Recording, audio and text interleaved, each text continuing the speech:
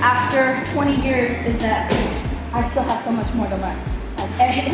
Every time I think that I've mastered something, I realize how elementary my knowledge still really is. But there is beauty in the basics, and there is beauty in simplicity, and there is mastery in simplicity. So if you look at your martial arts and you look at the simple techniques and you understand how beautiful it is to master those simple techniques, you will become a champion.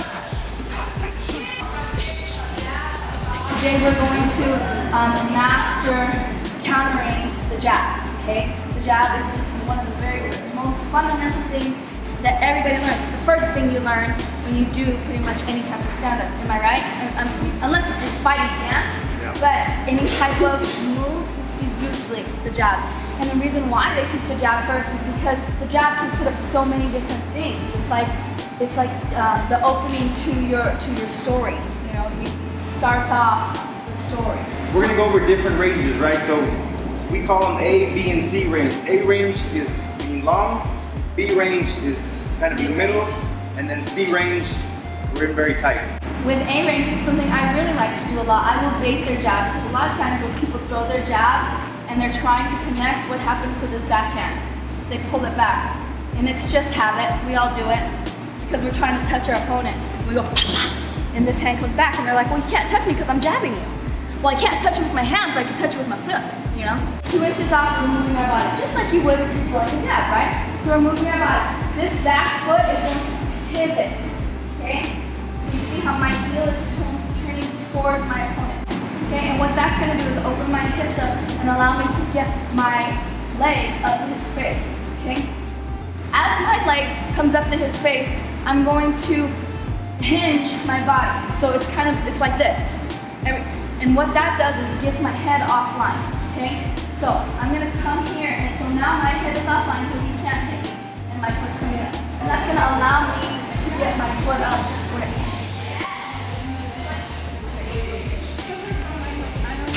Yeah, okay, so on the B range, guys, I mean, a lot of you guys are already doing it, right? Or you have the reaction to do it. My man over here had it. So it's basically the same thing. Now what we're gonna do for this, there's many different scenarios you can do, right? A lot of people, when they slip, they come back, you can pull. There's many things we can do. So anytime someone says, well, what if this, what if that? Remember, it's a fight game. You can do a ton of things, right? But for this drill, all we're gonna do is we're gonna step with this one almost at a 45. So when Michelle jabs, I'm coming here. If you want to, we can jab at the same time to disrupt the body. And then now I'm gonna go overhand, okay? But I'm actually going to, if we can drill it, it's actually here, and then I'm coming right over with my cross. So it would be slow here, and then now I'm coming right over so that I can now attack if I want to. Here it is, Josh is throwing his jab. I step off, okay? And it's the shuffle, okay? Little shuffle. Pop, pop, okay? So, here, step, step, step, okay? Step, step, step. Step, step, step. Step, step, step. Alright, so whatever punch you want to do after, or kick, or fit in, go for it. It's my choice, okay? Ready?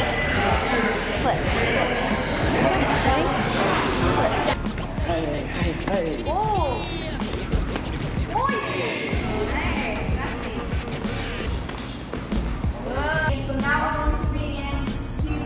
This is one that I really like to do, especially with somebody that's really aggressive, because they don't expect it from the Karate Hottie. Because I'm karate, right? So a lot of times I'll let them be aggressive with me, and I just use their momentum to allow them to close the distance, and then I just change my levels.